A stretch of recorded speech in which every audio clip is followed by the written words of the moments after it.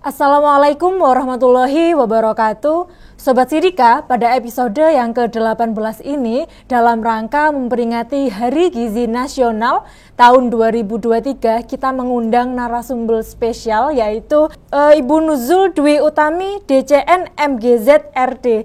Selamat datang Ibu di podcast Sidika. Terima kasih sudah menyempatkan waktunya untuk ngobrol bersama kami. Jadi Sobat Sidika, Bu Nuzul ini merupakan Ketua Persagi Persatuan Ahli Gizi Indonesia DPC Kota Kediri. Baik, Bu Nuzul, bagaimana kabarnya Bu? Alhamdulillah sehat Mbak. Selalu sehat nggih pastinya, karena ahli gizi pasti sudah paham dan sudah menerapkan ilmunya dari muda nggih Bu. Iya, sebenarnya bagaimana sih Bu sejarah Hari Gizi Nasional kok bisa diperingati tanggal 25 Januari itu bagaimana Bu? Oke. Ini flashback aja ya, sedikit aja. Nanti jadi kuliah sejarah nanti kalau SKS ya Bu. Jadi gini, kenapa kita ambil tanggal 25, ditetapkan tanggal 25 Januari itu sebagai Hari Gizi Nasional, HGN begitu biasanya. Itu awal mulanya dulu antara tahun 50-an. Saat itu Dr. Lemena itu diangkat sebagai Menteri Kesehatan, itu menugaskan Prof. Purwo namanya, itu untuk mendirikan lembaga makanan masyarakat, makanan rakyat, jadi LMR begitu. Pada saat itu tepat tanggal 25 tahun 50 itu mulai diadakan kaderisasi untuk untuk penanganan gizi begitu. Jadi untuk mengatur bagaimana kesediaan pangan di Indonesia, kemudian untuk orang-orang misalkan siklus-siklus kehidupan itu harus makannya seperti apa yang sehat seperti itu. Dan alhamdulillah saya pernah sempat ketemu dengan Prof. Purwo sebagai dosen di UI dulu, sempat ketemu. Beliaunya memang banyak cerita tentang sejarah-sejarah seperti itu. Berarti 25 Januari ini merupakan tonggak di mana Indonesia ini mulai peka terhadap gizi masyarakat itu ya Bu? Iya, jadi karena dianggap berdirinya lembaga makanan rakyat itu dianggap ini awal mulanya untuk sampai didirikan pendidikan khusus ya, pendidikan untuk pengelola pangan seperti itu dimulainya pada saat itu. Dan beliaunya Prof. Purwo ini merupakan Bapak Gizi Indonesia. Bapak Gizi Indonesia. Iya. Beliaunya sekarang sudah tidak ada, jadi penerus-penerusnya termasuk saya. Ya, nanti mungkin generasi-generasi muda ini yang ahli-ahli gizi yang ada di Indonesia. Gitu. Kalau tema Hari Gizi Nasional tahun 2023 ini apa Bu? Oke, untuk tema peringatan Hari Gizi ini saya kemarin baru dapat juga ya. Ini agak ngerpek ini. Temanya adalah cegah stunting dengan protein hewani. Jadi seperti kita ketahui kan, ini Indonesia ini lagi benar-benar gencar-gencarnya menangani stunting ya, baik mencegah maupun penanganan yang sudah terlanjur stunting. Ini bagaimana? Karena stunting ini memang setelah diamati beberapa periode, beberapa dekade, anak-anak yang stunting ini akan berakibat menyebabkan seseorang itu dengan kualitas yang kurang begitu. Sehingga kita tidak mau generasi-generasi penerus kita, bangsa Indonesia itu penerusnya adalah anak-anak stunting, tidak seperti itu. Jadi Indonesia yang sudah kuat ini, kalau nanti generasi penerusnya stunting, ya mau jadi apa lagi begitu. Nah ini menyangkut dari apa yang Bu Nuzul jelaskan Ibu. Mungkin masyarakat sekarang sudah tidak asing lagi dengan kata stunting karena memang program pemerintah banyak yang diarahkan ke stunting ya Bu. Sebenarnya Bu, definisi stunting itu apa? Mungkin Sobat Sidika di sini sudah sering mendengar tapi belum ngerti secara harfiah itu artinya apa sih Bu? Oke.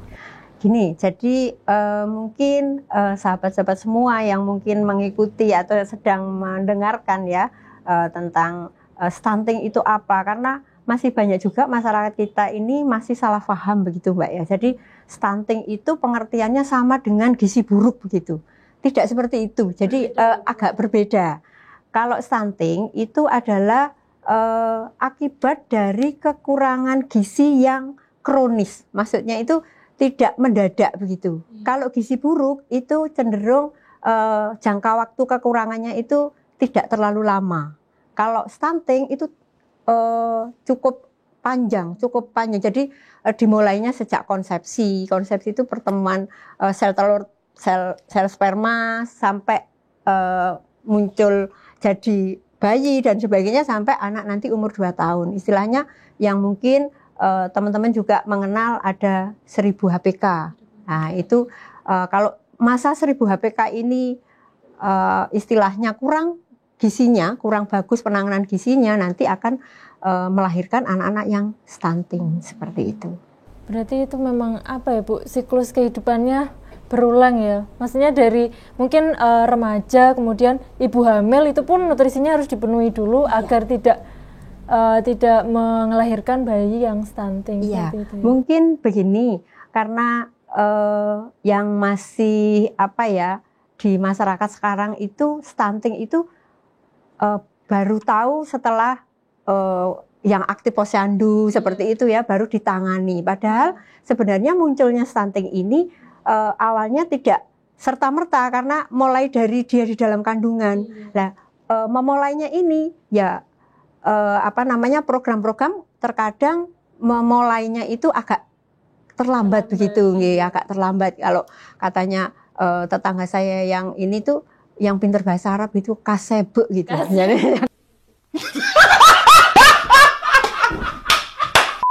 kasebe gitu. Jadi agak terlambat begitu. Jadi harusnya itu memang sejak remaja. Makanya sekarang program-program kesehatan kan tidak dimulainya pada anak yang sudah lahir saja, tapi sudah dipersiapkan dari remaja. Itu harus diberikan tablet tambah darah. Kemudian pada saat ibu hamil pun juga sudah mulai ditata gitu. Oh, ini harus penanganan gizinya begini, penanganan kesehatan lainnya juga seperti ini. Jadi seperti itu. Jadi istilahnya kalau orang Jawa itu bibit bobot bebetnya. Jadi bibitnya ini harus benar-benar bagus begitu untuk menghasilkan ya nanti calon yang bagus juga seperti itu. Jadi kalau ketahuan ibu hamil yang gitu kurang energi kalori yang kronis itu baru ditangani ya agak-agak berat begitu. Jadi makanya program dari mungkin Dinas Kesehatan mulai dari kementerian ya sampai ke paling bawah itu semuanya dimulai dari sejak dini begitu. Jadi ada program minum tablet tambah darah untuk remaja putri seperti itu salah satu upaya yang sudah tepat begitu. Jadi mulainya memang dari awal.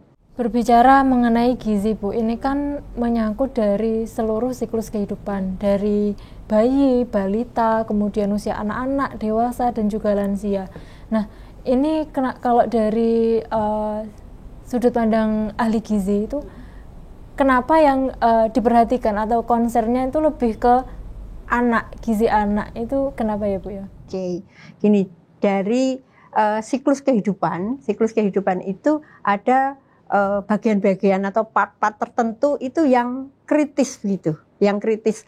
Jadi pada saat usia-usia anak itu istilahnya golden period. Jadi periode emas begitu. Nah, ini ada tumbuh kejarnya di situ. Jadi kalau yang 1000 HPK tadi kan mulai sejak di dalam kandungan dan sebagainya. Kalau sudah kasebek tadi sudah terlanjur dia dilahirkan, nah ini bisa ditututi sampai usia 2 tahun. Makanya concernnya ke arah sana, harus ditimbang rutin, kemudian harus gizinya bagus, kemudian ada perlakuan-perlakuan yang memang seperti yang disampaikan tadi lebih concern ke sana karena itu memang periode emas. Jadi ada beberapa periode emas itu pada saat balita, kemudian pada saat remaja ya prasekolah tidak termasuk, tapi masuk ini karena perjalanan grafiknya itu agak melandai begitu. Yang grafiknya pertumbuhan itu balita begini, kemudian nanti agak landai sedikit, kemudian waktu remaja itu naik lagi. Nah, karena persiapan untuk yang diperhatikan ini, itu ya. golden periodnya itu. Nah, Bu Nuzul, berbicara mengenai gizi pada usia anak tadi yang sudah kita obrolkan, sebenarnya seberapa penting sih Bu sarapan pagi itu untuk anak? Kan sekarang kita sudah tahu ya, mungkin anak-anak biasanya menyepelekan untuk sarapan pagi, ya udah nanti makan di kantin aja, akhirnya larinya ke jajanan, pentol, cilok, cimol dan cici lainnya itu. Nah, itu seberapa penting sih Bu sebenarnya sarapan pagi itu? Oke, untuk sarapan pagi sekarang ini memang digalakkan ya, karena dulu ya seperti yang disampaikan tadi ya, kadang-kadang udah nggak usah sarapan juga belum lapar gitu ya, belum lapar. Karena begini Mbak, jadi sarapan itu sangat penting. Kenapa begitu? Karena kita, terutama anak-anak nih ya, anak-anak biasanya jam tidurnya itu anggap aja paling jam 9 begitu ya, rata-rata jam 9. Jam 9 sampai dia bangun pagi itu berapa jam dia tidur. Kalau kondisi tidur pasti tidak ada asupan. Ya, jadi yang dimakan sebelumnya sudah dipecah, ini sudah di metabolismenya sudah habis lah. Nah, kalau ini dilanjutin lagi, dia sudah bangun tetapi tidak ditambah asupannya, ya nanti dia akan kehabisan energi. Sehingga apa? Mungkin selama dia di sekolah itu kalau diajar ya agak glosot-glosot begitu. Jadi ngantuk. Karena apa? Karena memang asupan energinya kurang. Ya, asupan energinya yang dia harus pecah, harus digunakan untuk untuk otak ya, untuk otak itu sudah tidak ada, sudah habis begitu. Dan dia harus mecah yang ada di jaringannya. Padahal di jaringan ini bentuknya adalah glikogen. Nah, untuk mecah glikogen menjadi karbohidrat yang dibutuhkan otak itu prosesnya cukup lama. Sehingga ininya dia kalau pagi itu mungkin masih karena udara aja masih seger, tapi biasanya pelajarannya nggak pakai nyantol gitu. Ya nggak pakai nyantol, soalnya angop terus ya, angop terus, hanya angop gitu. Karena karbohidratnya yang memang karbohidrat ini adalah satu-satunya yang dipakai di otak. Jadi dia tidak mau diganti otak ini. Makannya otak itu istilahnya bensinnya otak itu adalah karbohidrat. Dia nggak mau diganti dengan protein atau berarti lemak. memang tidak tercerna ya Bu kalau protein. Maksudnya protein lemak itu tidak bisa memberi asupan kepada otak itu? Iya, enggak, harus dirubah dulu.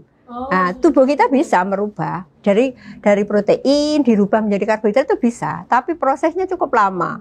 Nah, sementara dia harus otaknya bekerja untuk mencerna pelajaran, kemudian tubuhnya sendiri ini juga harus mengolah protein tadi untuk dijadikan karbohidrat. Ya, ini kan cukup memberatkan, sehingga anak-anak dengan kebiasaan tidak sarapan itu sangat tidak dianjurkan begitu. Padahal otak memerlukan asupan yang cukup tinggi ya Bu ya, untuk beraktivitas, untuk berpikir. Iya, kalau otak ini dia hanya bisa menerima karbohidrat, sehingga kalau karbohidrat yang ada di dalam tubuhnya sudah terpakai 24 jam, kalau tidak dipakai kan dia sudah dirubah nih. Jadi kalau kita makan, misalkan makan sesuatu gitu ya Mbak, makanan berat gitu, makanan pokok dan sebagainya gitu, setelah dicerna di dalam tubuh, kalau tidak digunakan karbohidratnya dia akan dirubah oleh tubuh kita ini menjadi lemak, disimpan dalam jaringan namanya glikogen. Nah, nanti ini kalau mau digunakan lagi dia harus dipecah lagi, diputar lagi. Nah, ini untuk mecahkan butuh waktu lama. Nah, padahal otaknya butuhnya sekarang gitu. Berarti garis besarnya ini ya Bu, berarti sebelum melakukan aktivitas itu kita harus ada asupan karbohidrat paling tidak untuk memberi ini asupan untuk otaknya itu ya Bu ya? Iya, makanya kalau anak-anak tadi fokusnya kan untuk ke sarapan. Iya. Jadi kalau untuk kegiatan yang memerlukan pemikiran sebaiknya memang ada asupan, terutama karbohidrat. Makanya kalau di Indonesia itu ada yang sebenarnya nyempil aja sih, ngopi dulu begitu. Sebenarnya bukan ngopinya, tapi di dalam kopi kan ada gula. Gitu. Ya. Berbicara mengenai sarapan pagi nih Bu, kadang kan mungkin banyak orang tua di luar sana itu dengan kesibukannya masing-masing, kemudian tidak terlalu memperhatikan asupan yang baik untuk anak, asupan gizi seimbang untuk anak itu seperti apa. Nah, seharusnya bagaimana sih Bu? Mungkin kalau sekarang kan ini ya Bu, isi piringku itu, komponen-komponen yang ada di isi piringku mungkin bisa dijelaskan untuk Sobat Sidika di rumah. Oke, baik. Gini, sekilas sebelum kita ngomongin ke isi piringku begitu ya. Ini juga saya masih menemukan beberapa di masyarakat kita, bahkan di sekolah-sekolah masih menyampaikan adanya propaganda atau istilahnya propaganda ya kalau dulu itu apa namanya? Ada 4 sehat 5 sempurna begitu ya. Jadi 4 sehat 5 sempurna ini sudah tidak dipakai lagi ya teman-teman. Jadi kalau misalkan ada yang masih mempergunakan kalimat itu, mungkin itu zaman sudah jadul begitu. Zaman kecilan-kecilan saya gitu, masih 4 sehat 5 sempurna. Tapi dengan seiring perkembangan keilmuan itu kita melihat bahwa yang lebih pas untuk orang Indonesia itu bukan 4 sehat 5 sempurna lagi, tapi namanya gizi seimbang begitu. Jadi gizi seimbang karena dulu itu ya ini ya tokoh-tokoh gizi itu bagaimana ya ini gizi seimbang ini pesan-pesannya bisa nyampe ke masyarakat Indonesia begitu.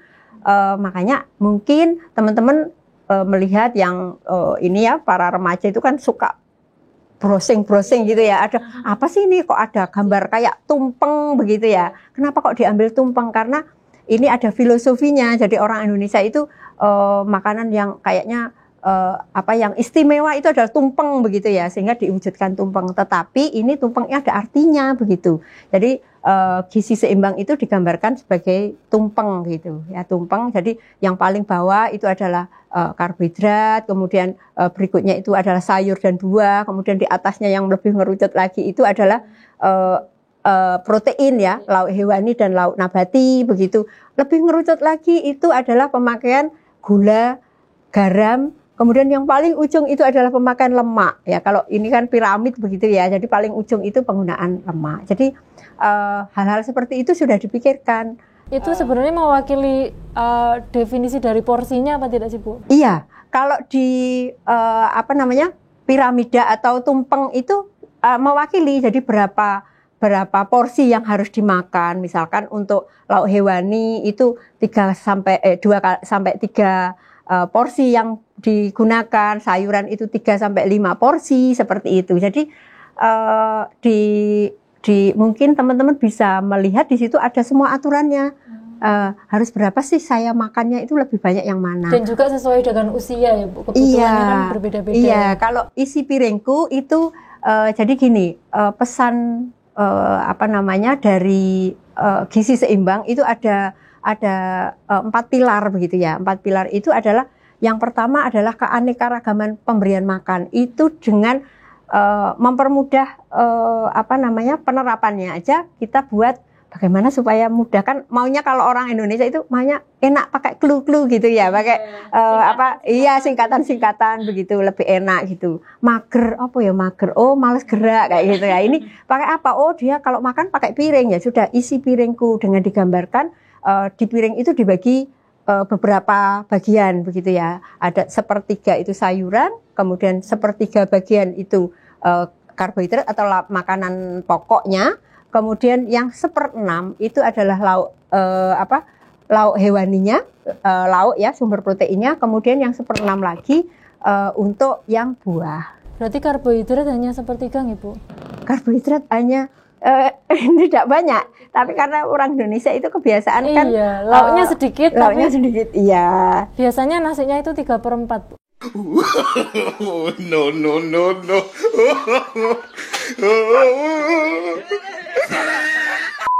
Jadi kalau melihat ya memang kesalahannya itu, tapi untuk menggeser itu kan tidak mungkin langsung frontal, sehingga kita memberikan ke masyarakat itu edukasi yang memang benar-benar komposisi piring itu tidak semuanya nasi begitu ya. Kalau saya lihat biasanya itu makbluk nasinya munjung, nasi mie goreng gitu ya. perkedel dari karbohidrat juga kan, dari kentang atau dari jagung seperti itu, dari karbo gitu ya. Jadi ada ininya, ada dibelah ya. Ini Bu, kan tadi kan kita sudah membicarakan tentang sarapan pagi. Nah, kalau menurut Bu Nuzul itu gimana? Kalau kan biasanya ada itu orang tua yang memberikan asupan sarapan pagi itu hanya misal nasi goreng dengan kerupuk, kemudian blendrang seperti itu. Itu apakah juga berpengaruh terhadap kemampuan anak dalam menangkap pelajaran di sekolah itu? ada hubungannya apa tidak, Bu? Oke, jadi gini Mbak ya, ya tidak saiki sarapan blendrang nanti terus jadi bodoh. Sekarang juga begitu, itu kan pasti akumulasi. Lah kalau misalkan seperti yang dicontohkan tadi, jangan kan misalkan sarapannya nasi goreng begitu.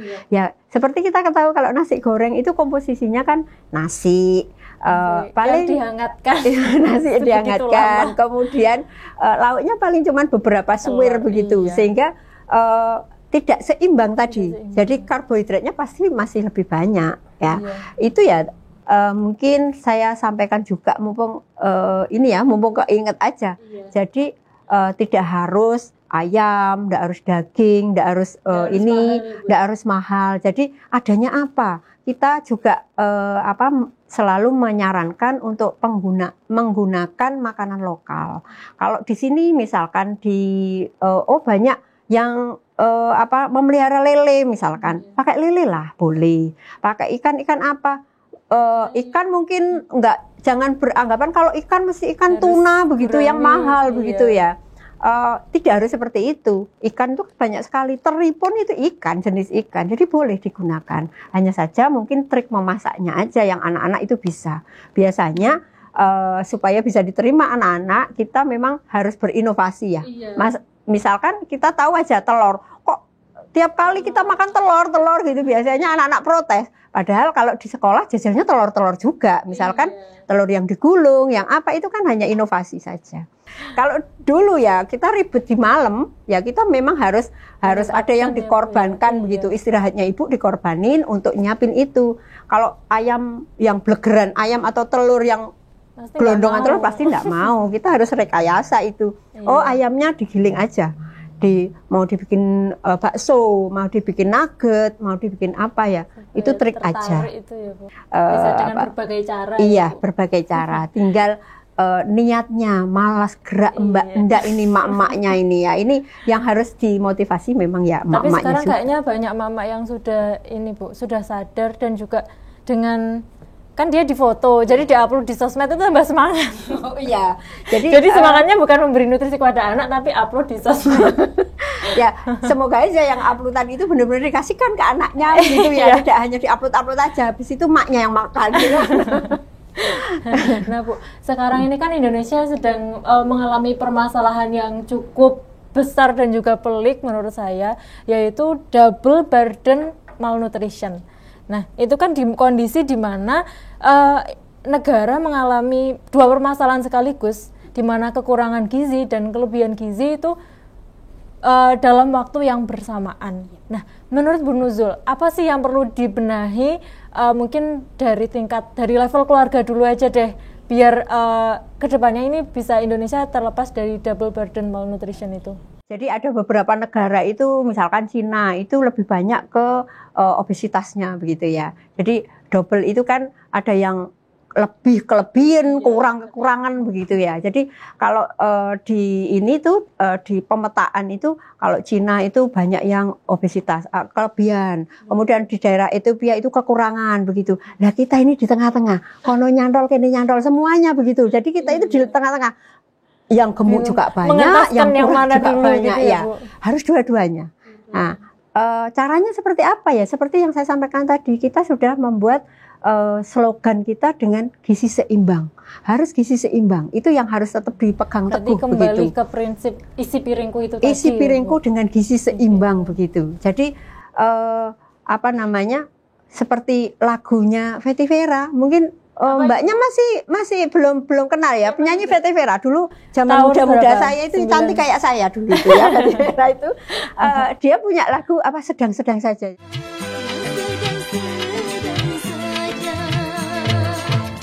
Jadi yang bagus itu yang sedang-sedang saja. Jadi caranya bagaimana kita bisa mengatasi itu ya, tetap dengan gizi seimbang. Jadi kalau untuk anak-anak ini fokusnya karena lebih banyak ke arah tumbuh kembang, berarti protein yang dibanyain gitu. Kalau untuk masa-masa ini seusia jenengan mbak-mbak gitu ya, biasanya waduh ini sudah nggak mau makan ini, makanya biar langsing kelihatan badannya. Kalau dulu zaman muda saya pernah muda loh, zaman saya muda itu yang dianggap cantik itu kalau bodinya seperti gitar Spanyol. Gitar Spanyol. Kalau sekarang sudah nggak laku ya itu. Jadi harus sekarang kayak Korea, kayak artis Korea begitu lurus ya. Gini. Ya. Padahal itu tidak betul. Itu ya. Jadi apa namanya sesuai dengan tahapannya. Seperti saya ya sudah tidak perlu lagi mengkonsumsi protein yang berlebih, nanti ginjalnya malah tidak bagus gitu. Jadi kalau jenengan ini waktunya berproduksi, apa yang harus dimakan begitu ya, terutama protein. Setelah itu serat yang harus diperhatikan supaya apa, badannya tetap bisa ideal, tidak ada gangguan begitu ya, tidak gemuk dan tidak terlalu kurus begitu. Kadang sekarang itu malah ini ya Bu, berbalik, maksudnya sebenarnya orang itu udah ideal tapi mikirnya masih kurang kurus karena patokannya itu tadi mungkin Lisa Blackpink.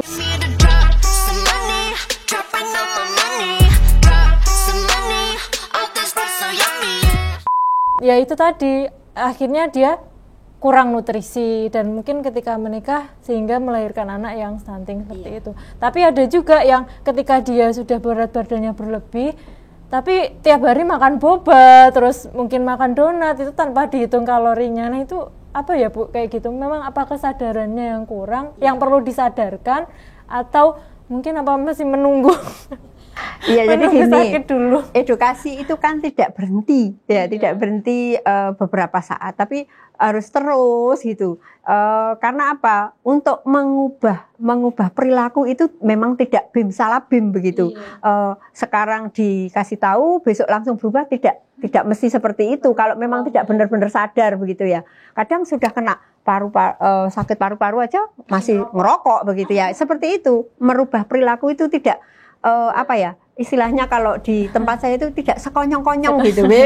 Sekarang ini besok langsung bisa berhenti, kecuali memang benar-benar sadar, waduh aku mau mati nih, baru kayak gitu. Jadi memang edukasi memang perlu ya ini. Jadi ini salah satu tugasnya Persagi sendiri maupun tugas sebagai insan kesehatan, baik dinas, puskesmas dan vaskes ya, yang perlu menyampaikan edukasi ini terus-menerus. Promkes ini salah satunya dengan cara podcast mungkin ya, dengan cara kita flyer di IG dan sebagainya. Bu Nuzul, untuk closing statement dari obrolan santai kita hari ini, mungkin ada pesan yang ingin Bu Nuzul sampaikan kepada Sobat Sidika di rumah mengenai khususnya tentang perayaan Hari Kesehatan Gizi Nasional ini, apa Bu pesan-pesannya yang ingin didengarkan oleh Sobat Sidika? Oke. Yang bisa saya pesankan seperti kita obrolin tadi ya, sudah dari awal sampai akhir kita ngobrolin tentang memasyarakatkan tentang gizi seimbang. Harus tetap dipegang itu gizi seimbang untuk semua siklus kehidupan. Jadi ada 4 pilar yang tadi, ada penganekaragaman makanan, itu kemudian pemantauan berat badan nih harus selalu diperhatikan. Jadi kita harus tahu berat badan ideal kita berapa. Kita hitung dengan IMT. Nah ini kalau misalkan sahabat-sahabat ada yang belum bisa cara menghitung, nah ini bisa browsing nih. Jadi HP smart-nya itu jangan HP-nya saja yang smart, yang punya harus smart juga gitu harus ya. Lebih smart. Ya harus lebih smart gitu. Datang aja ke vaskes.